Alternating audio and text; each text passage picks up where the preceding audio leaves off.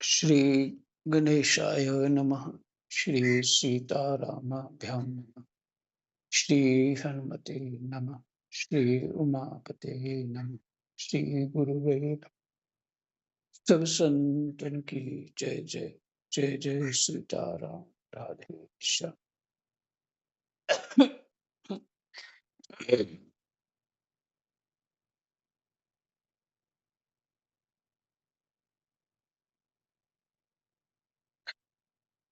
अष्टम स्कंद सातवां अध्याय, समुद्र मंथन का आरंभ और भगवान शंकर का विषपान।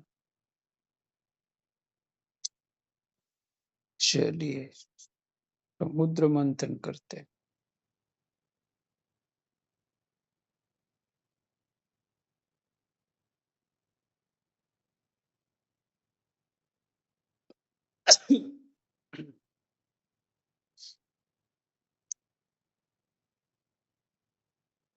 प्रार्थना कर लें।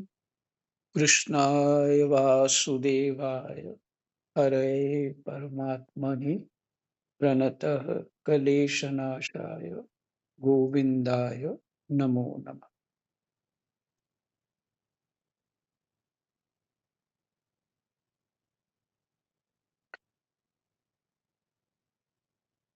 श्री सुखदेव जी कहते हैं, परीक्षित, देवता और असुरों ने नागराज वासुकी को यह वचन देकर कि समुद्र मंथन से प्राप्त होने वाले अमृत में तुम्हारा भी हिस्सा रहेगा। परीक्षित, देवता और असुरों ने नागराज वासुकी को ये वचन देकर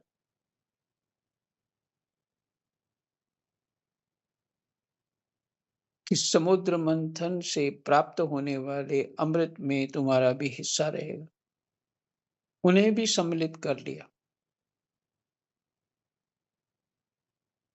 इसके बाद उन लोगों ने वासुकी नाग को नेति के समान बंदराचल में लपेटकर भली भांति उद्यत हो बड़े उत्साह और आनंद से अमृत के लिए समुद्र मंथन प्रारंभ किया।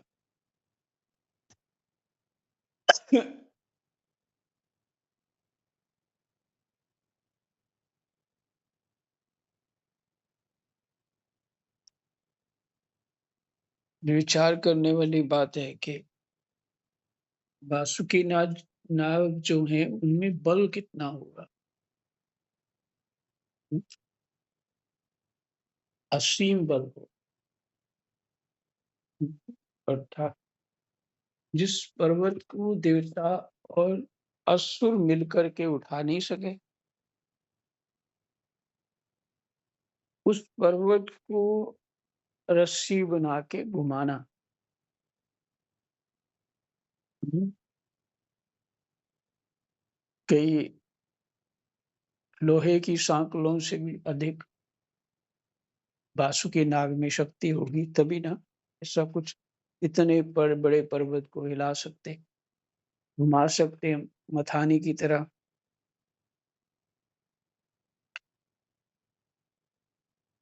वो सब लोग कैसे होंगे, कल्पना करिए। हम लोग तो इसी श्रेणी में नहीं।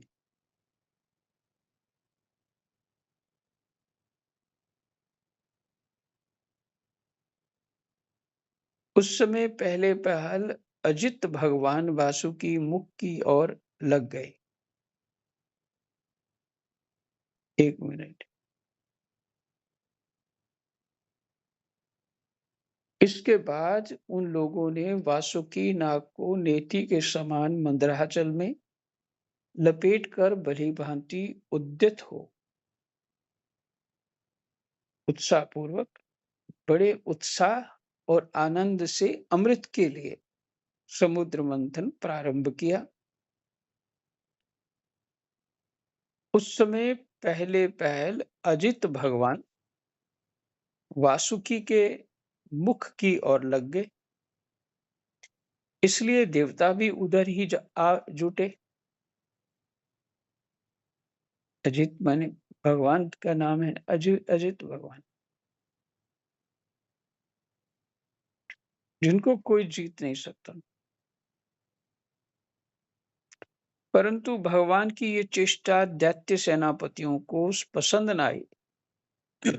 उन्होंने कहा कि पूंछ तो सांप का अशुभ अंग है, हम उसे नहीं पकड़ेंगे।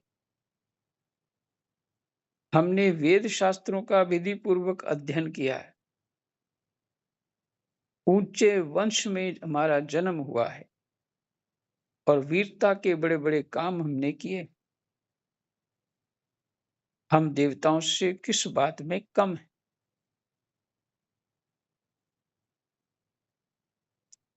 वेद शास्त्रों का अध्ययन तो दैत्य लोग भी करते हैं।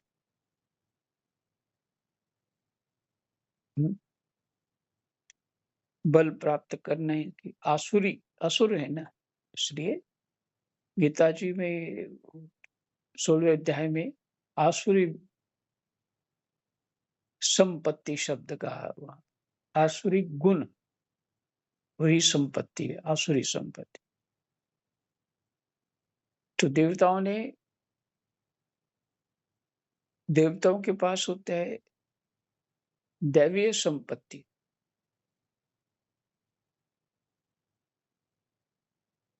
तो असुर लोग भी जो है ऊंचे कुल में होते हैं। असुर कौन है? वही जो 16वें अध्याय में लिखा है। इसको लंबा नहीं करना चाहता।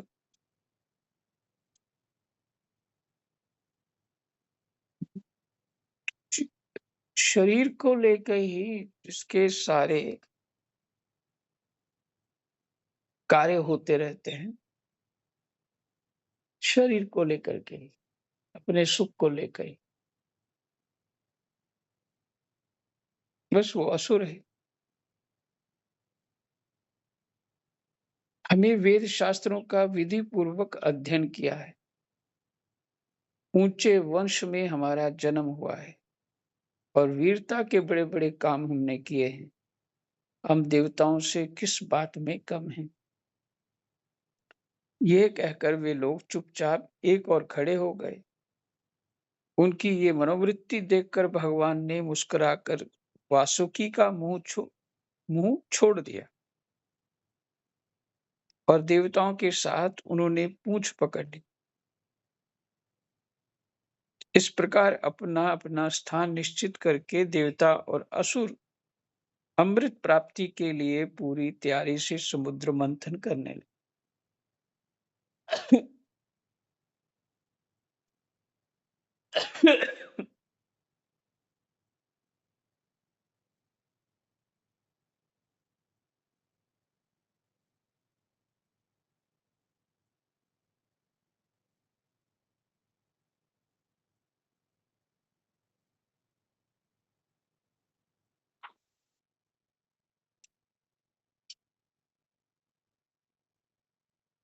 परीक्षित, जब समुद्र मंथन होने लगा तब बड़े बड़े बलवान देवता और असुरों के पकड़े रहने पर भी अपने भार की अधिकता और नीचे कोई आधार न होने के कारण मंदराचल समुद्र में डूबने लगा।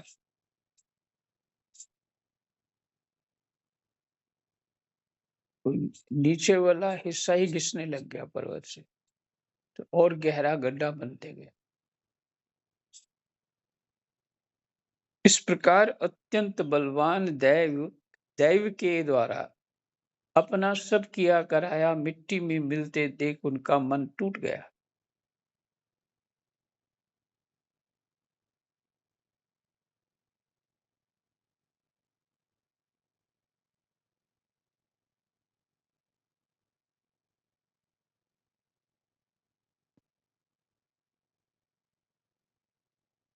सबके मुंह पर उदासी छा गई। उस समय भगवान ने देखा कि ये तो विघ्नराज की करतूत है।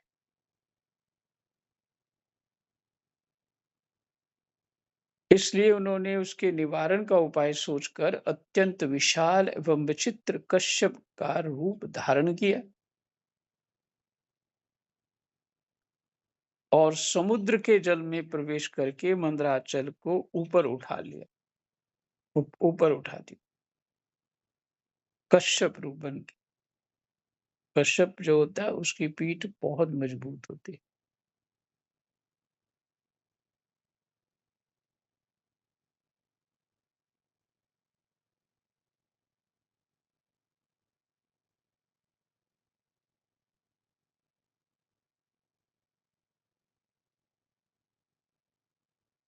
भगवान की शक्ति अनंत है, वे सत्य संकल्प हैं, उनके लिए ये कौन-सी बड़ी बात थी? देवता और असुरों ने देखा कि मंदराचल तो ऊपर उठ आया है। देवता और असुरों ने देखा कि मंदराचल तो ऊपर उठ आया है, तब वे फिर से समुद्र मंथन के लिए उठ खड़े हुए।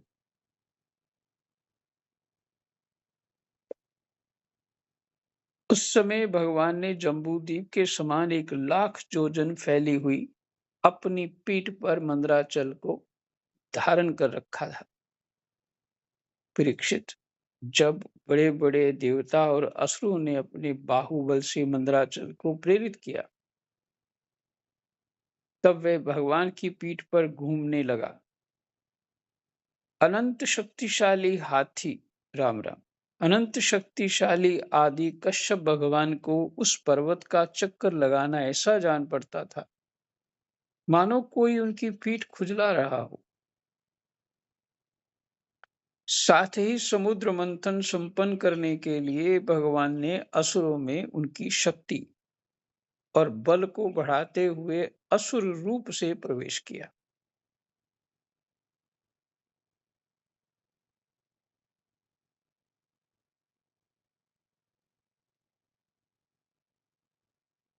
साथ ही समुद्र मंथन संपन्न करने के लिए भगवान ने असुरों में उनकी शक्ति और बल को बढ़ाते हुए असुर रूप से प्रवेश किया।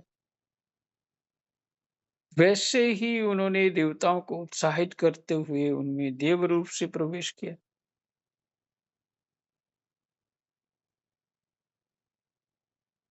फिर से, साथ ही समुद्र मंथन संपन्न करने के लिए भगवान ने असुरों में उनकी शक्ति और बल को बढ़ाते हुए असुर रूप में प्रवेश किया।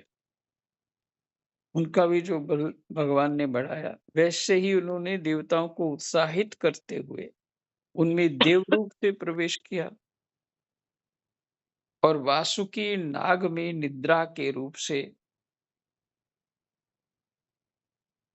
वासुकी नाग को तो निद्रा मस्त हो जो सो जाओ, और उसी को खींच रहे हैं वासुकी नाग को। इधर पर्वत के ऊपर दूसरे पर्वत के समान बनकर सहस्त्रबाहु भगवान अपने हाथों से उसे दबाकर स्थित हो गए। एक और भगवान ने रूप धारण किया।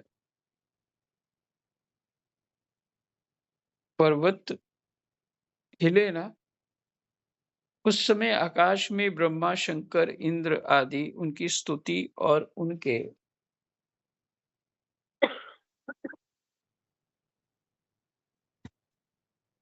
ऊपर पुष्पों की वर्षा करने लगे।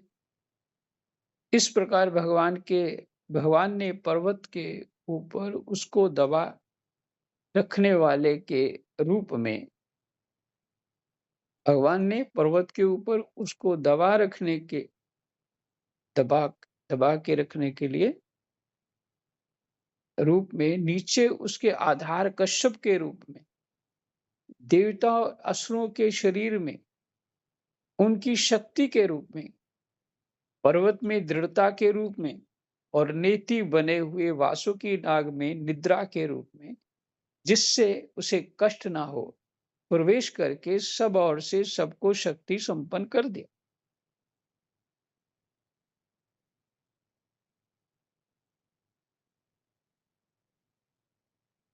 हाँ, यही पीछे आपने सुना, कोई भी कार्य जो है चाहे अच्छे कार्य, बुरे कार्य,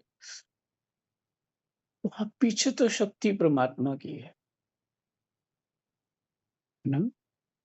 स कार्य रूप में भी वो है और कारण रूप में भी वो है, वस्तु स्थिति में भी वही है।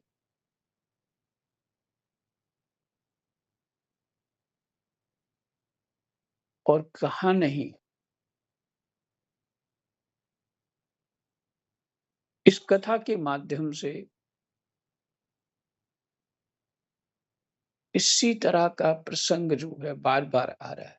जैसे अभी आया, पीछे मतलब वैदिक ढंग से, फिर पौराणिक ढंग से, किसी और ढंग से, इस तरह से यही प्रसंग चल रहा है। हुँ। तो इससे बुद्धि में ये आता है,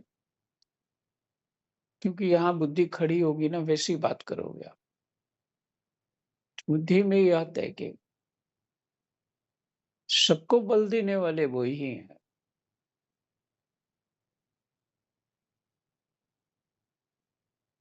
सबकी रक्षा करने वाले भी वही हैं और रक्षा और फिर कहें मारने वाले भी वही।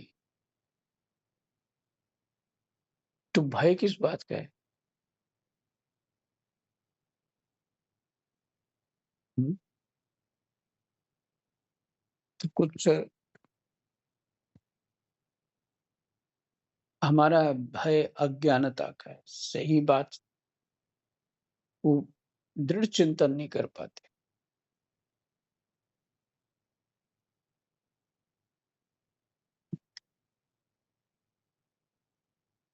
पक्का नहीं किया अभी तक, इसलिए भय हो जाता है।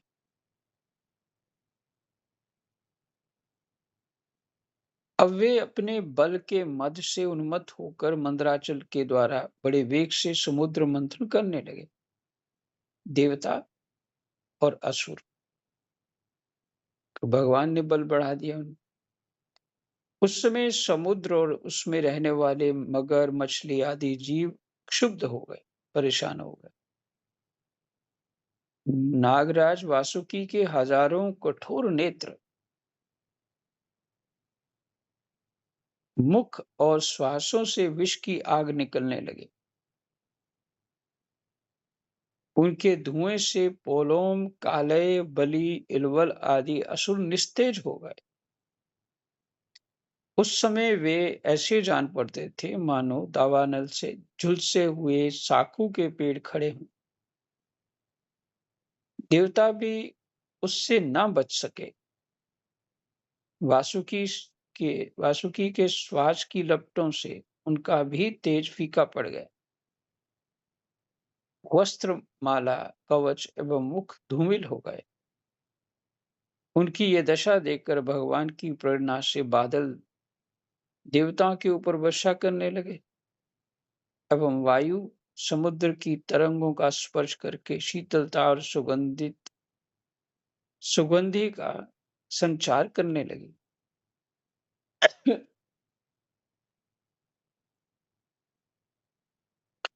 इसीलिए भगवान ने जो जानबूझ करके मुख की ओर पकड़ लिया था। ये असुरों की बुद्धि में तो ये आएगा ही भाई। तुम अच्छी जगह खड़े हो और हमें खराब जगह खड़ा कर दिया, इसलिए तुम जो है हम नहीं करेंगे। तो भगवान ने देवताओं को दूसरी तरफ पूंछ की तरफ, तो असुरों का मुंह काला हो गया, शरीर ही काला हो गया, सारा कपड़ा वपड़ा सब काला।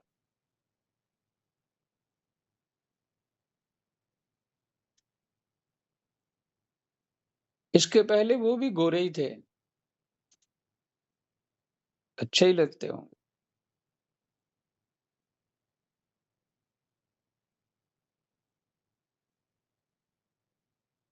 इस प्रकार देवता और असुरों के समुद्र मंथन करने पर भी जब अमृत ना निकला, तब स्वयं अजित भगवान समुद्र मंथन करने लगे। मेघ के समान सांवले शरीर पर सुनहला पीतांबर, कानों में बिजली के समान चमकते हुए कुंडल, सिर पर लहराते हुए घुंघरे बाल, नेत्रों में लाल लाल रेखाएं और गले में वनमाला सुशोभित हो रही थी। संपूर्ण जगत को अभय दान करने वाले अपने विश्व विजयी भुजदंडों से वासुकी नाग को पकड़कर तथा कूर्म रूप से पर्वत को धारण कर जब भगवान मंदराचल की मथानी से समुद्र मंथन करने लगे, उस समय वे दूसरे पर्वतराज के समान ही सुंदर लग रहे थे।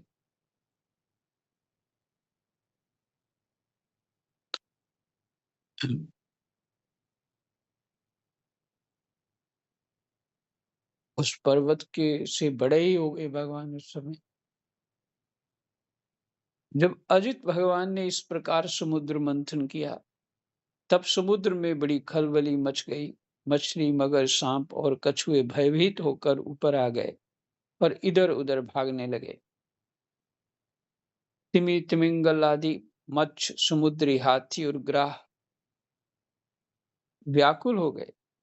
उसी समय पहले पैल हलाहल नाम का अत्यंत उग्र विष निकला। वह अत्यंत उग्र विष दिशा विदिशा में ऊपर नीचे सर्वत्र उड़ने और फैलने लगा। इस असह्य विष से बचने का कोई उपाय भी तो न था। भयभीत होकर संपूर्ण प्रजा और प्रजापति किसी के द्वारा त्राण न मिलने पर भगवान सदाशिव की शरण में गए।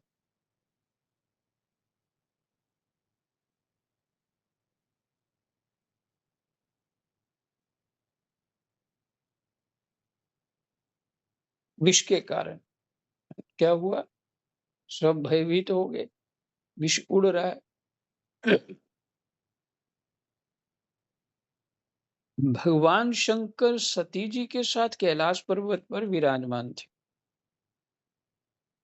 जब जब जब सती जी संग थी उनके, पार्वती जी तो वही रूप सती जी का बाद में आया।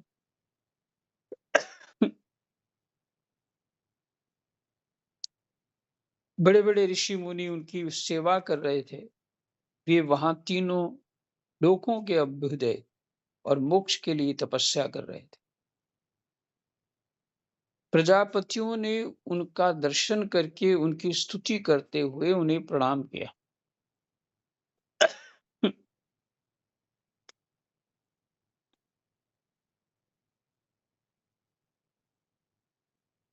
कैलाश पर्वत पर प्रजापतियों ने भगवान शंकर की स्तुति की। देवताओं के आराध्य देव महादेव, आप समस्त प्राणियों के आत्मा, उनके जीवनदाता हैं। हम लोग आपकी शरण में आए हैं। यहाँ सबको क्लियर हो गया। वहां ऊपर कह रहे भगवान आत्मा है, तो अब देखिए सभी गए और बोल रहे हैं कि आप ही आत्मा है। तो क्या भेद है? कोई दो थोड़ी।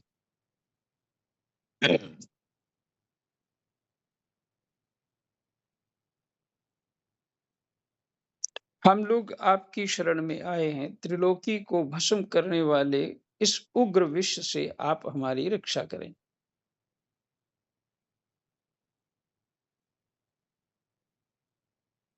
सारे जगत को बांधने और मुक्त करने में एकमात्र आप ही समर्थ हैं। इसलिए विवेकी पुरुष आपकी ही आराधना करते हैं, क्योंकि आप शरणागत की पीड़ा नष्ट करने वाले एवं जगत गुरु हैं। प्रभु, अपनी गुणमयी शक्ति से इस जगत की सृष्टि, स्थिति और प्रलय करने के लिए आप अनंत एकरस होने पर भी ब्रह्मा, विष्णु, शिव आदि नाम धारण कर लेते हैं।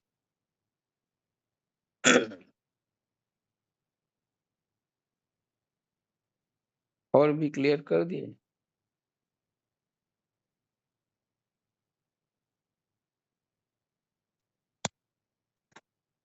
प्रभु अपनी गुणमयी शक्ति से इस जगत की सृष्टि, स्थिति और प्रलय करने के लिए आप अनंत एक रस होने पर भी ब्रह्मा, विष्णु, शिव आदि नाम धारण कर लेते हैं।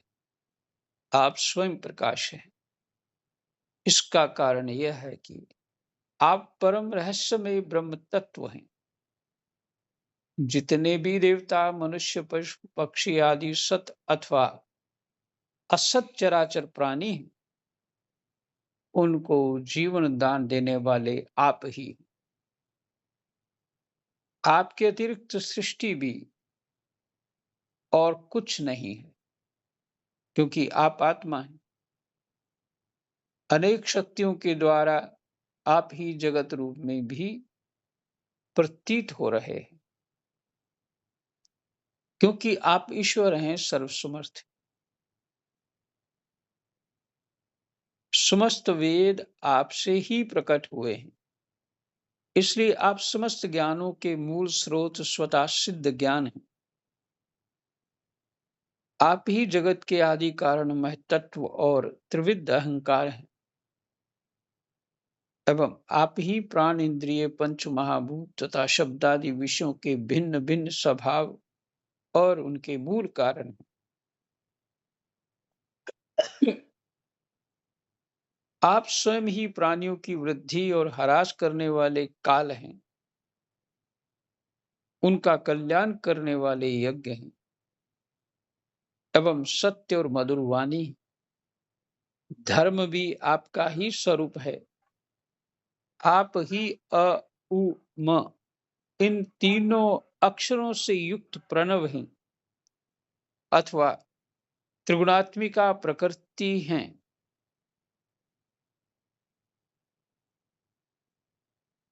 सत्वरज तम गुण वाली प्रकृति भी आप ही। ऐसा वेदवादी महात्मा कहते हैं। सर्वदेव स्वरूप अग्नि आपका मुख है। तीनों लोकों के अभ्युदय करने वाले शंकर, यह पृथ्वी आपका चरण कमल है। आप अखिल देव स्वरूप हैं। यह काल आपकी गति है, दिशाएं कान है और वरुण रसनेन्द्रिय है। आकाश नाभि है, वायु श्वास है, सूर्य नेत्र है और जल वीर्य है। आपका अहंकार नीचे ऊंचे सभी जीवों का आश्रय है। चंद्रमा मन है और प्रभु स्वर्ग आपका सिर है। वेद स्वरूप भगवान, समुद्र आपकी कोख है, पर्वत हड्डियां, सब प्रकार की औषधियां और घास आपके रोम हैं। गायत्री आदि छंद आपकी सातों धातुएं हैं और सभी प्रकार के धर्म आपके हृदय हैं। स्वामी, सद्योजात आदि 5 उपनिषद ही आपके तत्पुरुष, अघोर, सद्योजात, वामदेव और ईशान नामक 5 मुख हैं। फिर से सुन लीजिए स्वामी। सद्योजात आदि 5 उपनिषद जो हैं, आपके तत्पुरुष, अघोर, सद्योजात, वामदेव और ईशान, ये 5 हो गए। तत्पुरुष, अघोर, सद्योजात, वामदेव और ईशान नामक 5 मुख हैं। उन्हीं के पदच्छेद से 38 कलात्मक मंत्र निकले। आप जब समस्त प्रपंच से उपरत होकर अपने स्वरूप में स्थित हो जाते हैं, तब उसी स्थिति का नाम होता है शिव। ये शिव का अर्थ है। जब जब समस्त प्रपंच से उपरत होकर अपने स्वरूप में स्थित हो जाते हैं,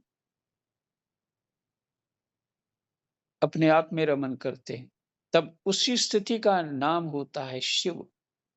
वास्तव में वही स्वयं प्रकाश परमार्थ तत्व है। अधर्म की दंभ, लोभ आदि तरंगों में आपकी छाया है। अधर्म की दंभ लोभ आदि तरंगों में आपकी छाया है, जिनसे विविध प्रकार की सृष्टि होती है।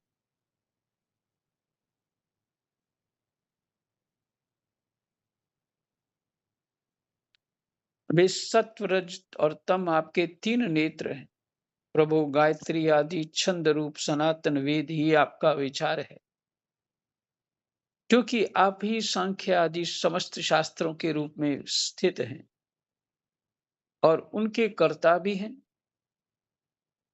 भगवान आपका परम ज्योतिर्मय स्वरूप स्वयं ब्रह्म है। उसमें ना तो रजोगुण तमोगुण एवं सत्वगुण है और ना किसी प्रकार का भेदभाव ही। आपके उस स्वरूप को सारे लोकपाल, जहां तक कि ब्रह्मा विष्णु और देवराज इंद्र भी नहीं जान सकते। आपने कामदेव दक्ष आपने कामदेव दक्ष के यज्ञ, त्रिपुरासुर और कालकूट विष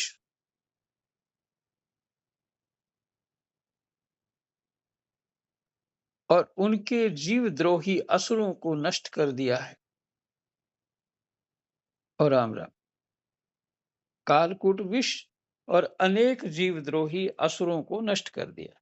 परंतु ये कहने से आपकी कोई स्तुति नहीं होती, क्योंकि प्रलय के समय आपका बनाया हुआ ये विश्व आपके ही नेत्र से निकली हुई आग की चिंगारी एवं लपट से जलकर भस्म हो जाता है और आप इस प्रकार ध्यान मग्न रहते हैं कि आपको इसका पता ही नहीं चलता।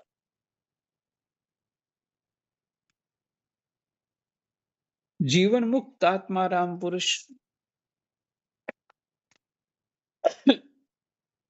अपने हृदय में आपके जुगल चरणों का ध्यान करते रहते हैं तथा आप स्वयं भी निरंतर ज्ञान और तपस्या में ही लीन रहते हैं।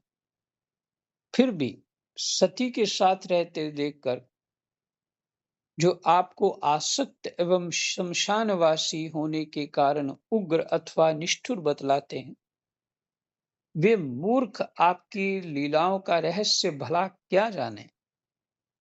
उनका वैसा कहना निर्लज्जता से भरा है। इस कार्य और कारण रूप जगत से परे माया है और माया से भी अत्यंत परे आप हैं। इसलिए प्रभु,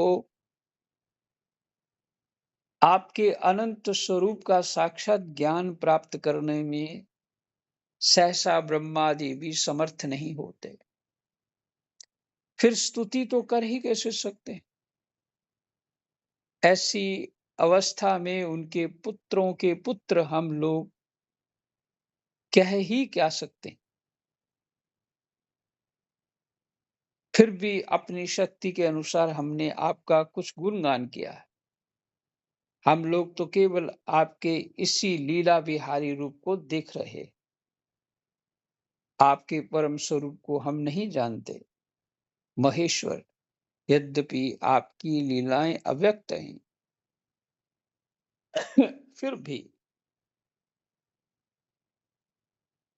संसार का कल्याण करने के लिए आप व्यक्त रूप से भी रहते हैं। आपकी लीलाएं अव्यक्त हैं, कहीं नहीं जा सकती। फिर संसार का कल्याण करने के लिए आप व्यक्त रूप से भी रहते हैं, यही विश्राम करते हैं। 35 श्लोक तक पाठ हुआ है। कृष्णाय वासुदेवाय हरये परमात्मने प्रणतः क्लेशनाशाय गोविन्दाय नमो नमः। गोविन्दाय नमः। जय जय सीताराम।